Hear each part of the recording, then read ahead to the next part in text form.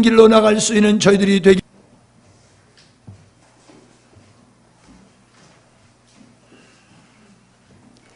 19절 한 절만 봅니다.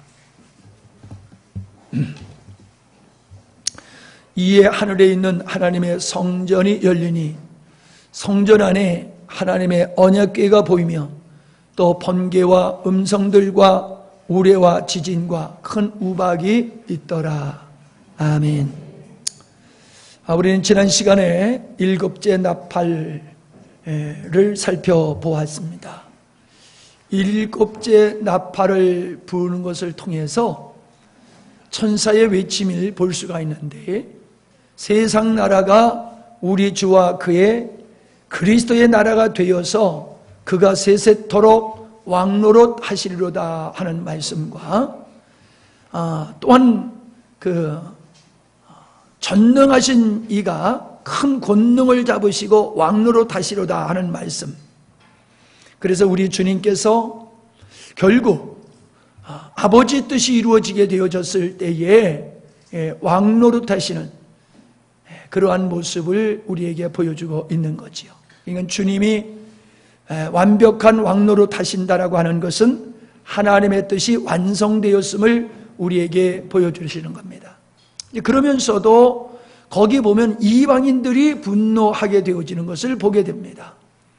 그래서 하나님의 진노는 죽은 자들, 결국 하나님이 없는 자들에게 심판이 임할 뿐만 아니라 땅을 망하게 하는 자들에게 하나님의 심판이 임할 것을 말씀해 주고 있습니다. 우리는 이 땅에 어둠의 영들, 거짓 선지자들의 역사로 말미암아 배교하는 일들이 이 땅에 이루어지고 있다는 겁니다. 믿음을 이야기하지만은 주님께서 주신 믿음, 주님께서 기뻐하는 믿음을 갖는 것이 아니라 세상과 세상의 사조에 세상의 사상과 결탁한 그런 변질된 믿음을 가짐으로 멸망하게 하는 이러한 악한 세력들, 배후에는 사단이 있겠지요. 그러나 그러한 세상에서 악한 사단의 도구로 쓰임받아서 이 땅을, 영혼들을 멸망케 하는 자들이 멸망케 되어지는 것을 우리에게 보여주면서, 그러나 그 가운데서도 하나님의 선지자들과 성도들과 주를 경외하는 자들은 하나님께 상 받으리라 라고 하셨으니 우리가 영원한 구원에 이르게 되어짐을 보여주고 있는 것입니다. 자, 그러면서 이제 마지막 절에서는 하늘의 성전의 모습을 환상으로 보게 되어지는데, 언약궤가 보이면서 번개와 음성들과 우레와 지진과 큰 우박이 있는 것을 요한이 보게 되는 것을 우리가 보게 됩니다. 우리는 이 말씀 속에서 하나님께서 창조의 의도를 하신 그 창조의 의도가 마지막에 반드시 이루어지게 되어지는데, 그 하나님의 창조의 의도를 하나님은 당신의 백성들에게 언약으로 하셨다라고 하는 겁니다. 언약으로 주셨어요. 그래서 그 하나님의 의도가 언약으로 주어진 그 언약이 성취되어지는 것을 보여주고 있으면서 하나님을 대적하는 세상 나라에 속한 자들이 마지막에 그들이 멸망되어지는 것을 오늘 완벽한 그림으로 보여주고 있다라고 하는 겁니다. 우리는 이 11장을 통해서 이제 나팔 심판이 끝이 나고 12장, 13장, 14장이 삽입장으로 들어가고 15장에 가서는 이제 대접 심판을 위한 준비가 있게 되어지고 16장에 가서는 일곱 대접 심판, 그리고 17장에 가서는 음녀의 심판, 18장에 가서는 바벨론의 심판, 그리고 이제 19장과 20장, 21장, 22장의 마지막에는 하나님의 뜻이 완성되어지는 어린 양의 혼인잔치와 천년 왕국과 새 하늘과 새 땅이 이루어지는 것을 보게 되어집니다. 이 12장과 13장과 14장은 한마디로 복음을 총체적으로 우리에게 보여주고 있는 그런 내용들이 있음을 보게 되어집니다. 그러니까 대접 심판이 오기 전에 12장, 13장, 14장을 통해서 이 세상이 멸망받을 수밖에 없는 이유를 밝혀주고 있고, 세상의 교회가, 하나님의 나라가 이 땅에서 계속해서 환난과 고난과 역경을 당해되게 되지만은 그것만이 영원한 새하늘 새 땅으로 들어가게 되어짐을 우리에게 최종적으로 보여주는 것을 보게 되어집니다. 그러므로 우리는 이 12장에서 남자아이를 낳은 여자를 받게 하는 용을 보게 되어집니다. 이것은 예수 그리스도를 낳는 교회, 구약의 교회와 신약의 교회를 박해하는 사단의 역사를 말하는 것이며, 바다에서 짐승이 올라오고 땅에서 짐승이 올라와서 그 짐승에게 경배하지 않는 자들은 다 죽이는 그러한 모습을 통해서 교회가 이 땅에서 어떠한 모습을 갖고 어떠한 환난과 핍박을 당하며 살게 될 것인가를 보여주는 것이지요.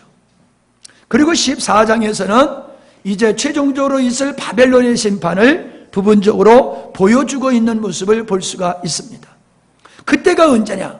바로 예수님의 재림 때다라고 하는 것을 이 12, 13, 14장에서 우리에게 보여주고 있는 것입니다. 그런데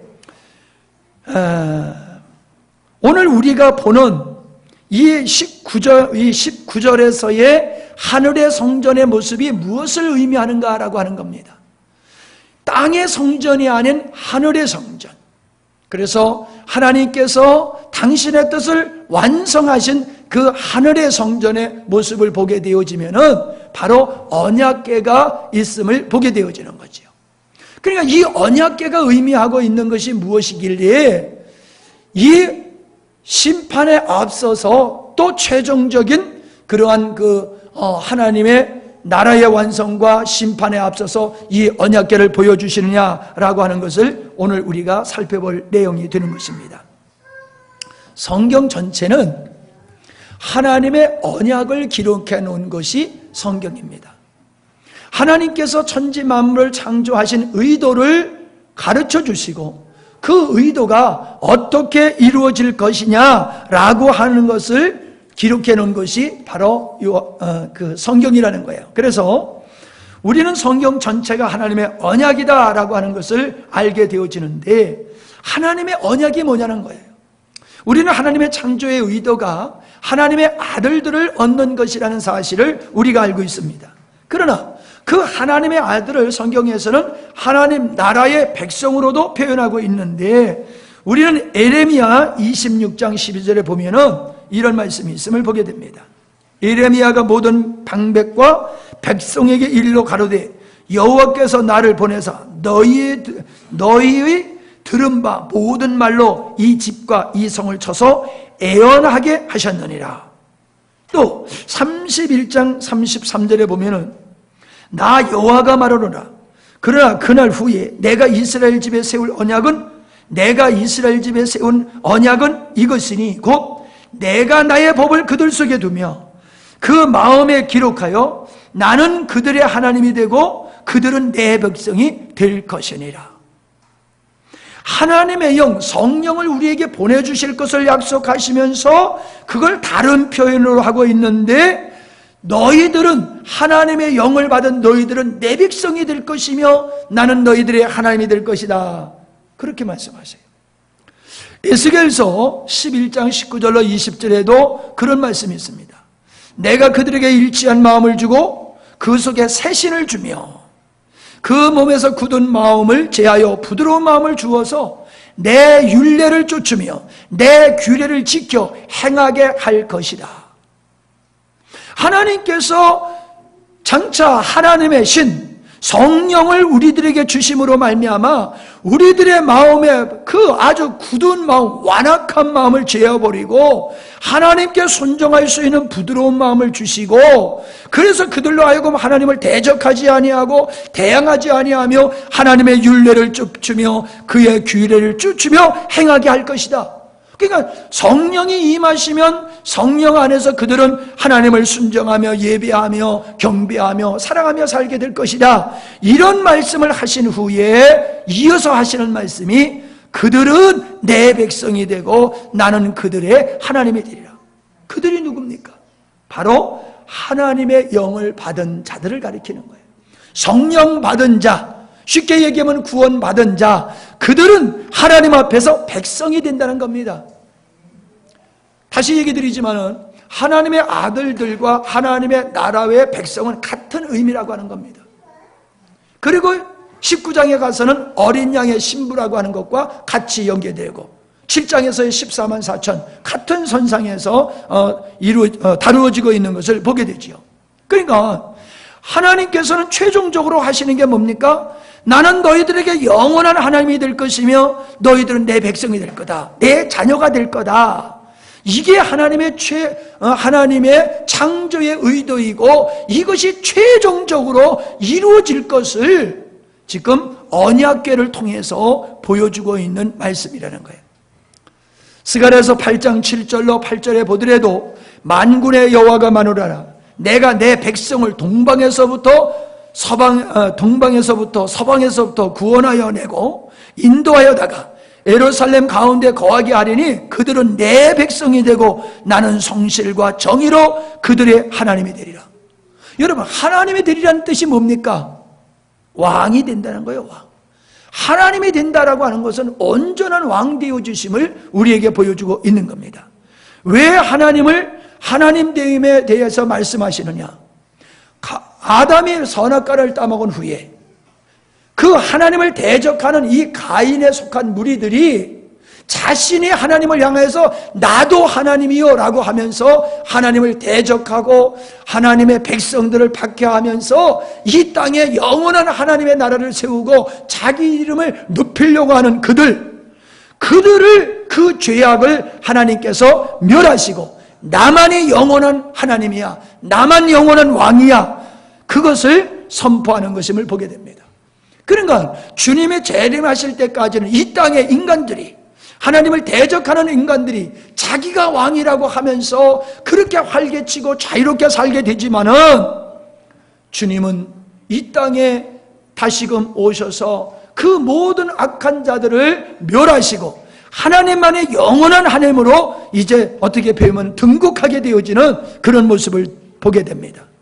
그런 하나님 앞에 모든 구원받은 백성들은 하나님 나라의 백성, 하나님의 나라의 자녀로서 완성되어지는 모습을 지금 우리는 예스겔서에서 또 스가랴서에서 그런 말씀들 통해서 보게 되어지는 겁니다. 그러니까 하나님의 언약은 그거예요. 너희들은 내 백성이 되고 나는 너희의 하나님이 되리라. 바꿔 얘기하면 너희들은 내 자녀가 되고 나는 영원히 너의 아버지, 왕, 하나님이 될 것이다. 그것이 내가 창세전에 의도한 것이고 나는 그것을 반드시 이루고야 말 것이다. 그렇게 말씀하게 하시는 겁니다. 우리는 이것이 요한계시록 21장 1절로 4절에서 완성되어 주심을 보게 됩니다. 선지자들을 통해서 말씀하여 주신 내가 너희들의 하나님이 되고 너희들은 내 백성이 될 것이다 라고 예언하셨던 이 말씀이 요한계시록 21장 1절로 4절 말씀에서 이루어지는 것을 보게 돼요. 또 내가 새 하늘과 새 땅을 보니 처음 하늘과 처음 땅이 없어졌고 바다도 다시 있지 않더라. 옛것이 없어지고 오직 새 하늘과 새 땅만이 존재하게 되는데 또 보니까는 거룩한 성 예루살렘이 하나님으로부터 하늘에서 내려와요. 그런데 그 거룩한 성에 내려오는 것을 보니까는 마치 남편을 위하여 신부가 단장한 모습과 같이 그렇게 단장된 모습으로 등장하는 것을 보게 되지요. 또 요한이 듣습니다. 내가 들으니 보좌에서 큰 음성이 나서 가로되 보라 하나님의 장막이 사람들과 함께 있음에, 자, 하나님의 장막, 성소지요. 그 성소에는 하나님이 계시고 하나님은 당신의 백성들과 함께 하신다고 하는 이 장막이 등장하는 것을 보게 돼요. 장막이 사람들과 함께 한다. 그러니까 하나님은 당신의 영원한 백성들과 함께 하시는 그런 모습을 보게 되지요. 모든 눈물을 장막이 사람들과 함께 있음에 하나님이 저희와 함께 거하시리니 저희는 하나님의 백성이 되고 하나님은 친히 저희와 함께 계셔서 모든 눈물을 그 눈에서 씻기심에 다시 사망이 없고 애통하는 것이나 곡하는 것이나 아픈 것이 다시 있지 아니하니 좋은 것들이 다 지나가고 완벽한 새 하늘과 새 땅의 시작됨을 보여주고 있어요. 그러니까 이것은 하나님께서 창세전에 의도하신 것이 완벽하게 이루어진 모습을 지금 요한이 보고 있는 거예요. 아직 이루어지지 않고 아직 성취되지 않았지만은 장차 하나님께서 약속하신 언약하신 것이 완벽하게 이루어진 그 완성품을 지금 요한이 미리 보고 있는 거예요. 미리 보고 있는 거예요. 이 말씀은 하나님은 신실하시기 때문에 당신이 계획하심은 반드시 이루시고 당신의 언약하신 것은 반드시 이루신다라고 하는 것을 지금 요한을 통해서 하늘에 있는 장막을 통하여 보여주시는 것이다 라고 하는 겁니다. 왜 그러냐? 여기에 보니까는 언약궤가 등장하게 되는 것을 보게 되어집니다. 다시 말하면은 이 언약궤라고 하는 것은 하나님의 언약의 완성이 이루어지는 것을 우리에게 보여주는 상징적인 그러한 그 물건을 요한이 보게 하시는 것임을 우리가 알 수가 있어요. 우리가 잘 아는 대로 언약궤라고 하는 것은 성소에서 성막의 바로 지성소 안에 있는 것이 언약궤입니다.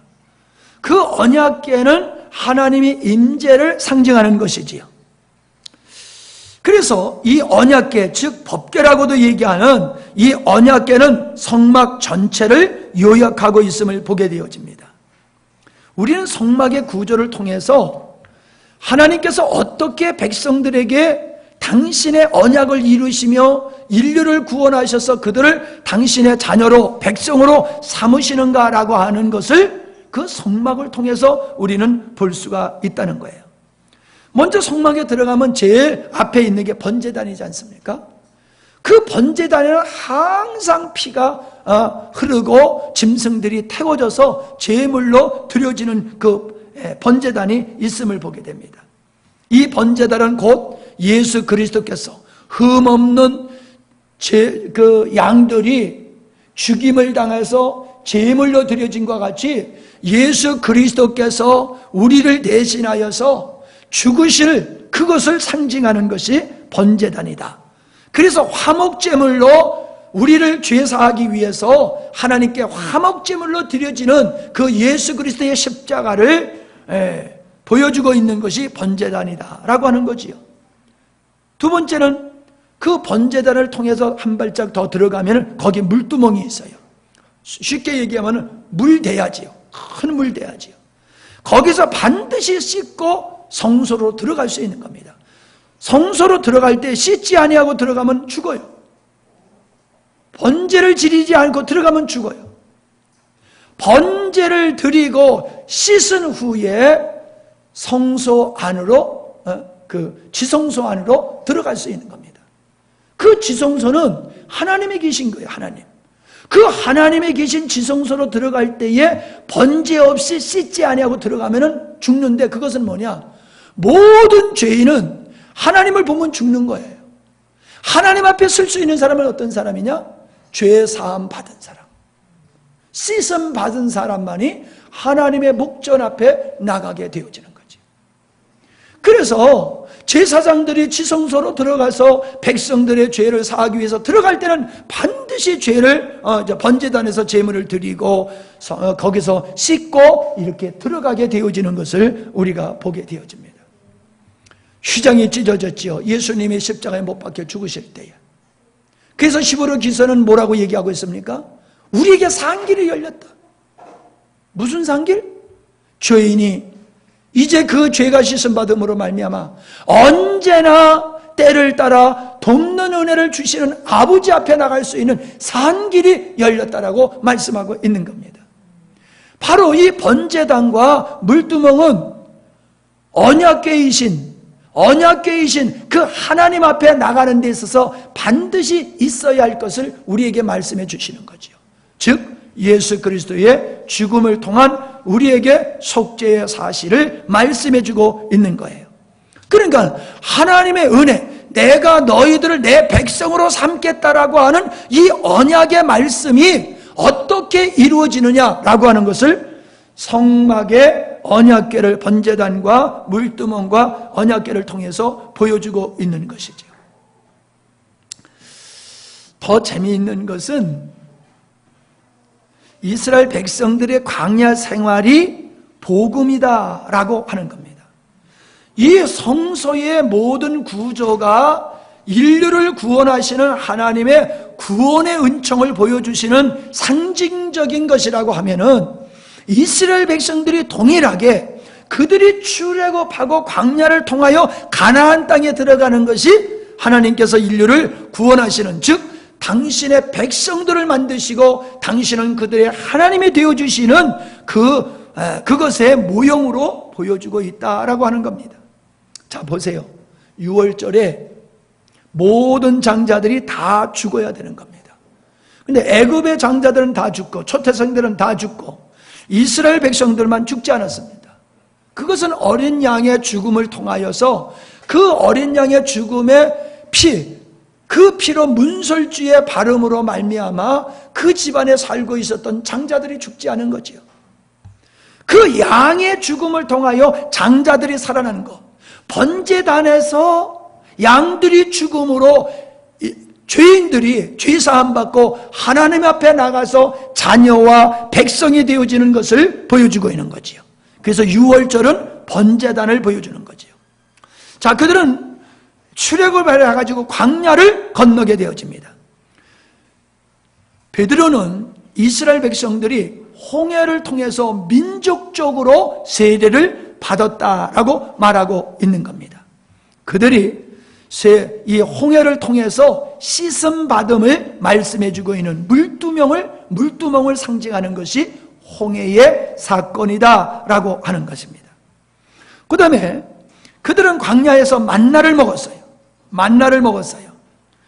물두멍을 지내서 그 성소 안으로 들어가면, 지성소 안으로 들어가면은 오른편에 떡상이 있는 거예요. 오른편에 떡상. 그리고 왼편에 촛대가 있어요.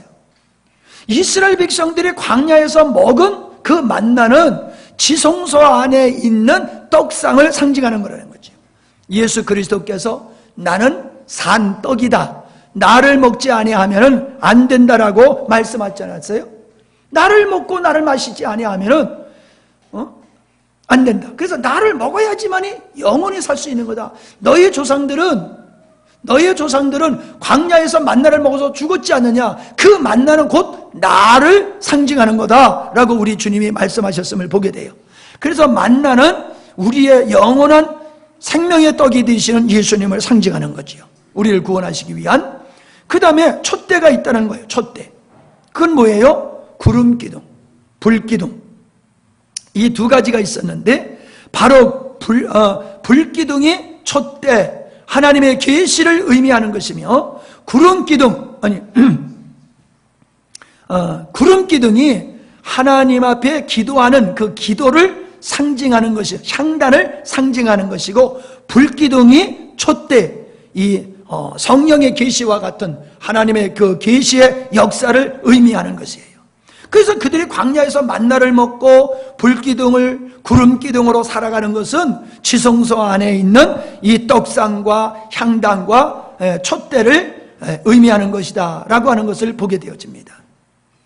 그러니까 성소에서의 모든 그 기구가 예수 그리스도의 구속적인 사형을 설명하는 것과 같이 이스라엘 백성들이 출애굽하는 그 출애굽하면서 겪어야 되는 이 사건들은 바로 성막에 있는 예수 그리스도의 구속사적인 그 사실을 이스라엘 백성들은 삶을 통하여 경험하게 된 것이다 하는 거죠. 그래서 그들은 이 광야를 통과해서 어디로 들어갑니까? 가나안으로 들어가죠. 우리는 가나안이 하나님 나라라고 다들 믿고 있습니다. 맞아요. 자, 최종적으로 하나님의 나라에 들어간다. 이 번제단과 물두멍을 통과해서 성소 안으로 들어가서 지성소에 있는 하나님의 언약궤 안에까지 들어가는 이것을 하나님은 가나안을 말씀하시는 거죠. 언약궤가 있는 그 하나님의 은혜의 장소에 들어가게 되어지는 것이 이스라엘 백성들이 가나안에 들어가는 것으로 비유하신 거예요. 그러니까 그들이 가나안까지 들어갈 때의 모든 여정이 성막을 통해서 보여주고 있는 것이라는 거죠. 그런데 최종적으로 그들이 번제단을 통해서 언약궤에 가는 이유가 뭐예요? 하나님의 은혜를 입기 위해서. 하나님의 은혜를 입기 위해서 언약궤로 나간단 말이에요. 그 언약궤가 뭐예요? 하나님의 언약. 너희는 내 백성이 되고 나는 너의 하나님이 되리라 라고 하는 이 언약. 그 언약의 상징이 언약궤라는 거지요. 우리는 이 언약궤 법궤가 무엇으로 만들어졌느냐 하는 것을 살펴볼 필요가 있어요. 그 이스라엘에는 나무가 그렇게 흔치를 않아요. 나무가 별로 없어요. 조각목이라고 하는 그 광야지대, 조각목이라고 하는 그 광야지대에서 나는 나무가 있어요. 우리나라로 말하면 아카시아 나무하고 비슷해요. 우리나라 아카시아 나무는 그냥 뾰족하게 올라가지만은 그 나무는 아카시아와 똑같은데 올라가다가 이렇게 퍼지게 돼 있어요. 우산과 같이 퍼지게 돼 있어요. 근데 재밌는 거는 밑에가 똑같이 사람이 잘라놓은 거 모양, 머리 카트 친 거 모양 똑같이 이렇게 잘라져 있어요. 왜 그런가 했더니 낙타들이 따먹어서 그래요. 낙타들이 따먹어가지고 낙타들이 목이 닿는 것만큼은 다 따먹었어. 낙타들이 목이 안 닿는 것만 남아있어요. 그래서 아주 이렇게 사람이 카트 치는 것 같이 이런 모습을 지니고 있는데 그 별 볼 일 없는 나무예요. 예루살렘에 있는 그 백향목과는 비교할 수 없는 아주 거칠고 볼품없는 나무예요. 그 나무를 재료로 삼아서 법궤를 만들려고 했어요. 언약궤를. 왜요? 인간의 볼품없음을 그 조각목이라는 그 나무를 통해서 상징하는 거예요. 그런데 그 볼품없는 조각목에다가 금으로 쌌어요. 금으로 싸가지고 언약궤를 만들었어요. 이게 뭐예요? 예수 그리스도가 죄 많은 볼품없는 인간을 하나님의 은혜로 싸서 우리를 존귀한 자로 만드신다. 하나님의 백성으로 만드신다 라고 하는 것을 보여주고 있는 겁니다. 그런데 그렇게 조각몽으로 금을 싸서 만든 그 법궤, 언약궤 안에는 바로 세 가지가 들어있죠. 만나가 들어있고 아론의 쌍난 지팡이가 들어있고 뭐가 들어있어요? 십계명. 이 세 가지가 그 안에 들어있어요. 지난번에도 이걸 말씀드렸죠. 이 세 가지는 인간의 죄성을 의미하는 것이라고요. 그러니까 그 법궤 안에 인간의 죄성을 상징하는 그 물건을 거기다 넣어놓고 그리고 그 위에 뚜껑을 덮어놔요. 그리고 천사들의 모습을 그 뚜껑 위에 만들어서 그 뚜껑을 만들어서 이게 덮어놓는 거예요. 그게 시은자라고 그래요.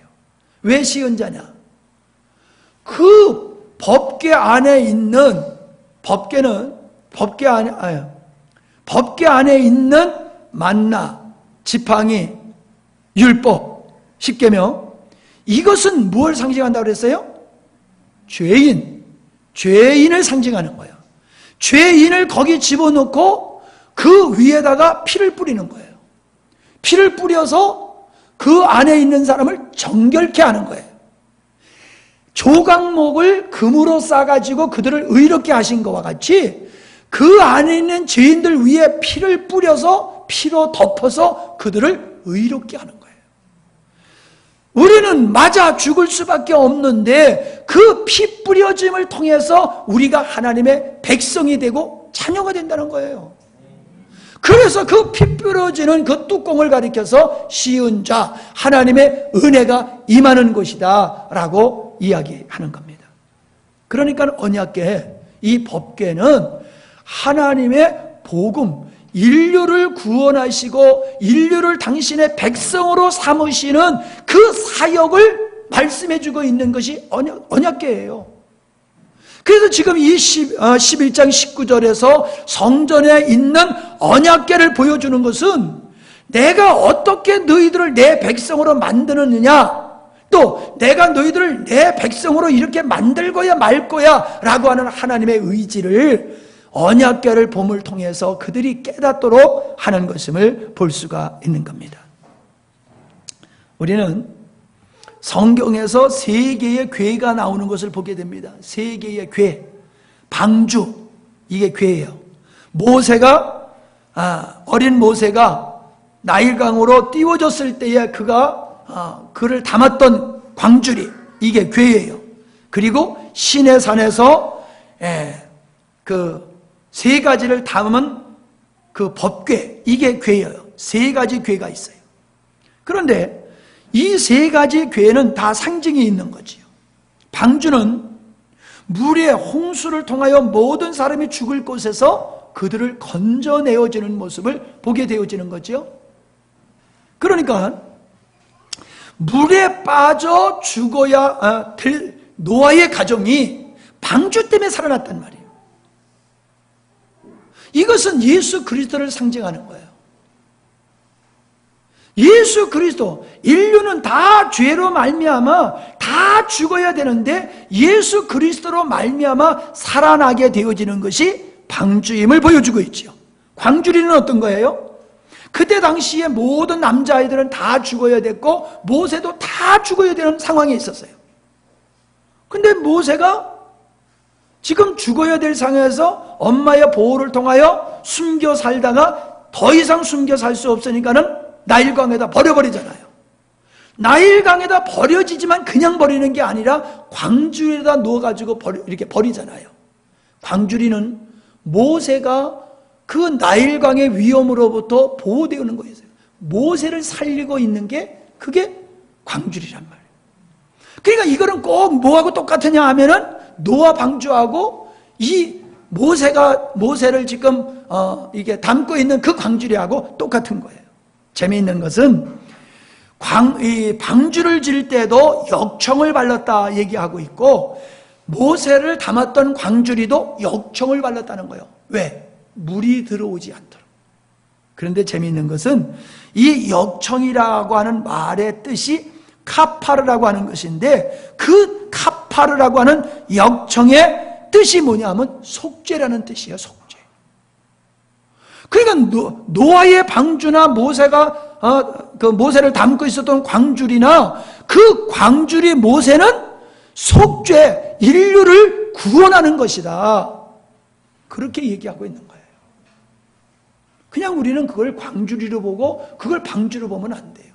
이것이 인류를 구원하시는, 인류를 속죄하셔서 구원하시는 하나님의 은혜, 하나님의 언약을 이루시는 것이다 라고 하는 것을 우리가 봐야 됩니다.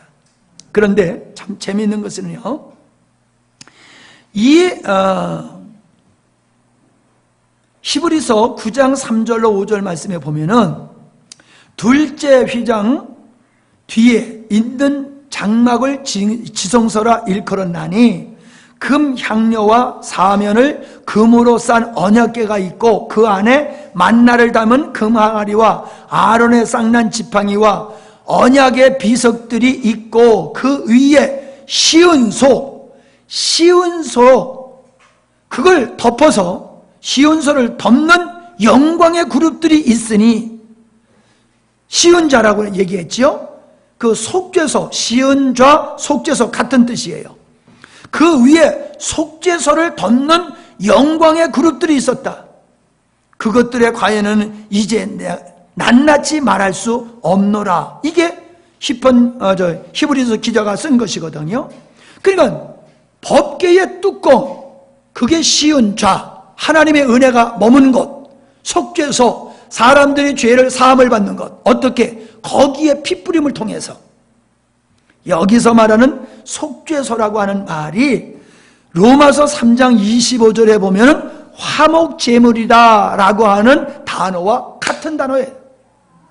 그러니까 예수를 하나님이 그 피로 인하여 믿음으로 말미암는 화목제물로 세우셨으니 이는 하나님께서 길이 참으시는 중에 전에 지은 죄를 간과하심으로 자기의 의로우심을 나타내려 하심이라.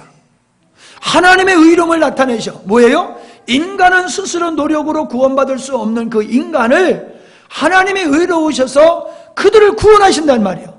그 구원하시는 역사가 뭘 통해서 이루어졌어요? 예수님을 화목제물, 속죄제물로 삼으셔서 하나님과 우리의 원수된 관계를 화목하게 만들어 놓으셨다는 거예요.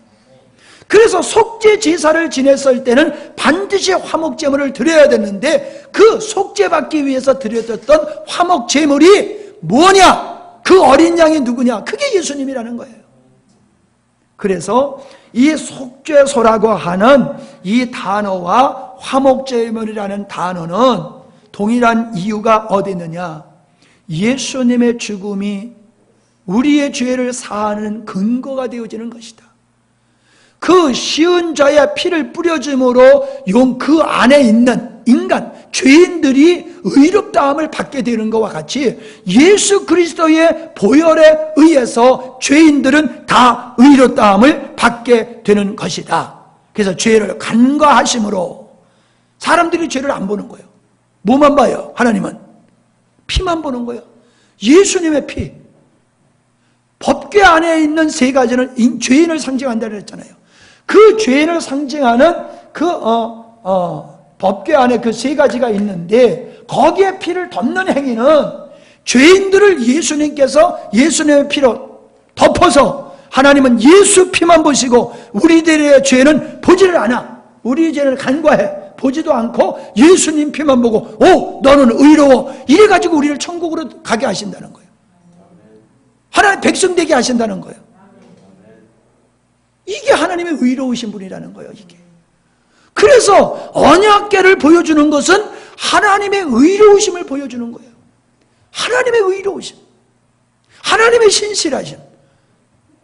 그래서 하나님의 뜻이 반드시 이루어져서 내 백성을 삼겠다라고 하는 그 언약이 성취되어짐을 이제 사도 요한에게 하나님이 보여주시고 있는 것을 보게 됩니다. 그래서 방주와 광주리는 언약궤의 예표가 되어지는 것을 보게 되어집니다. 에레미야서 3장 16절을 찾아보시기 바랍니다. 에레미야서 3장 16절.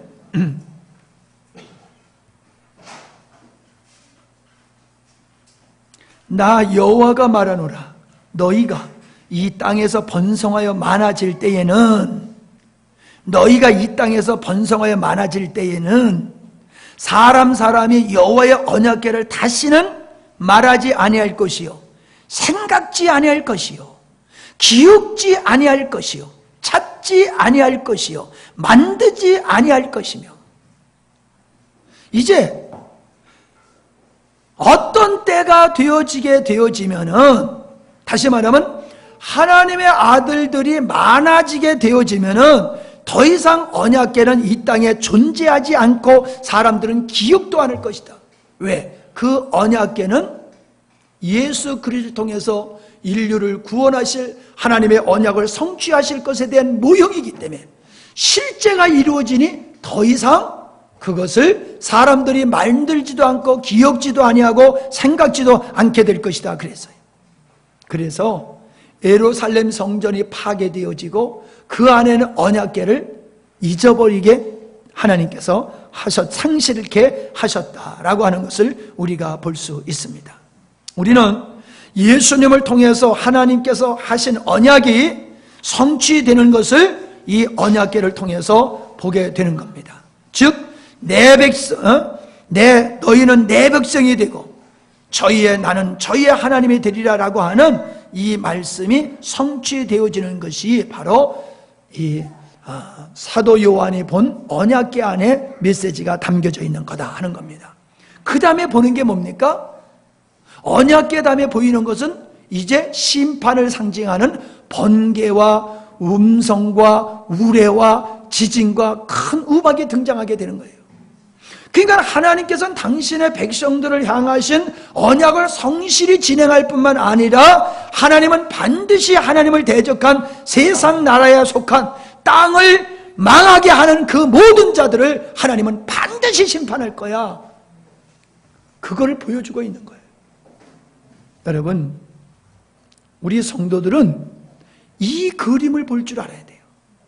장차 우리 주님이 오시게 되어지면은 세상 나라는 망하게 되고 하나님께 속한 하나님의 나라는 영원한 그 하나님의 언약에 성취된 하나님의 나라의 백성들은 새 하늘과 새 땅으로 들어가게 되어진 이 그림, 장차 이루어질 그림을 우리는 지금 볼 수 있어야 돼요.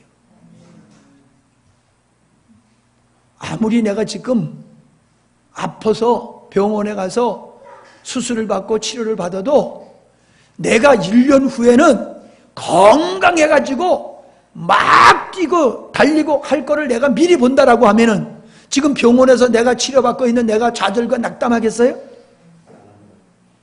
만약에 내가 미래에 이루어질 어떤 것을 보게 되지면은 영광스럽게 될 그걸 보게 되어지면은 지금 고난받고 있는 것에 대해서 묶이지를 않는다는 거예요. 지금 하나님께서 요한에게 장차 이루어질 하나님의 신실한 언약에 이루어질 것과 세상 나라가 심판받을 것을 보여주시는 것은 야, 세상의 마지막은 이렇게 이루어질 거야. 그러니까 내가 지금 이 땅에서 고난을 받고 역경 중에서도 그것 때문에 흔들리지 마라. 흔들리지 마라. 이렇게 될 거야, 장차. 아멘? 위로의 말씀으로 보여줘요. 위로해주기 위해서, 격려해주고 힘을 잃지 않게 하기 위해서 지금 하나님께서 장차 이루어질 일을 보여주시고 있는 거예요. 이거를 오늘 우리는 믿음으로 봐야 돼요. 요한은 성령의 역사로 그 환상으로 그걸 봤지만은 오늘 이 말씀을 읽는 우리는 성령의 계시에 의해서 우리가 마음으로 장차 이 세상의 마지막의 그림을 봐야 된다는 거예요. 내 마지막, 이 세상의 마지막, 이걸 우리를 봐야 돼요. 그렇기 때문에 우린 끝이 좋아야 되잖아요. 그죠? 노름을 해도 초판에 따다가 끝판에 다 잃어버리면 소용없어. 끝판이 좋아야 돼. 우리는 교회가 이 땅에서 환난과 핍박을 당하지만은 끝은 새 하늘과 새 땅에 들어가는 것을 보게 될 때에 우리는 이 세상에 미혹되지 아니하고 고난과 역경을 받아도 흔들리질 않는 거예요. 근데 이거를 성령의 계시로 이걸 봐야 되는데 오늘 예수 믿는 사람이 이걸 못 보니까는 죽으면 천국 간대, 새 하늘과 새 땅이 있대, 이 정도야. 관념이야. 확실히 보지 못하니까는 미온적으로 믿음의 생활을 하는 거야. 유혹받고 흔들리고 그러는 거예요. 그래서 하나님은 흔들리지 말라고 이걸 보여주시는 거예요. 요한이 본 것을 오늘도 우리가 믿음으로 봐야 될 줄 믿습니다. 요한이 본 환상을 우린 믿음으로 그걸 볼 수 있어야 돼요. 그래서 세상이 아무리 우리 유혹해도 넘어지지 말아야 되는 거예요. 우리가 지난 주에 그 집회 때 들은 말씀과 같이 시편 73편에 그 세상의 악인들이 마지막에 졸지에 망하는 모습을 시편 기자가 봤잖아요. 야, 지금 잘 먹어가지고 눈이 튀어나오고 턱이 있고 그냥 그들이 얼마나 원하는 대로 자기가 원하는 것보다 더 잘 되어진다 할지라도 그들의 마지막이 멸망인 것을 보고 자기가 지금 의로운 자나 고난을 당해도 자기가 얼마나 하나님 앞에서 축복받은 자냐. 왜? 마지막을 보니까 내가 얼마나 축복된 자를 보는 거예요. 그래서 넘어질 뻔하다가 안 넘어졌다고 그랬잖아요. 넘어질 뻔하다, 미끄러질 뻔하다, 안 미끄러졌다. 뭘 보고서? 마지막을 보고. 여러분은 마지막을 볼 줄 알아야 돼요. 세상 나라의 마지막, 우리의 마지막이 어디냐, 이걸 볼 줄 알아야 돼요. 예수님께서 좁은 문 좁은 길, 넓은 문 넓은 길, 그걸 말씀하시면서 마지막에 뭐라고 그랬어요? 넓은 문은 멸망, 넓은 길은 멸망, 좁은 문 좁은 길은 영생 말씀하셨죠? 길의 마지막이 어디냐를 말씀해 줬잖아요. 오늘 지금 내가 가고 있는 이 길이 넓은 길이냐 좁은 길이냐, 그게 중요한 거지 않다는 거예요. 어디로 가는 길이냐가 중요한 거지. 아멘? 어디로 가는 길이냐. 그래서 우리는 우리의 마지막을 볼 줄 알아야 돼요. 우리의 마지막, 하나님 나라의 마지막을 볼 줄 알아야 돼요. 그래서 우리는 미혹받지 말고 흔들리지 말아야 될 줄 믿습니다. 그러니까 무조건 믿는 게 아니에요. 우리는 계시로 요한이 봤던 이런 것들을 보고 믿음으로 승리해야 될 줄 믿습니다. 존귀하신 아버지 하나님,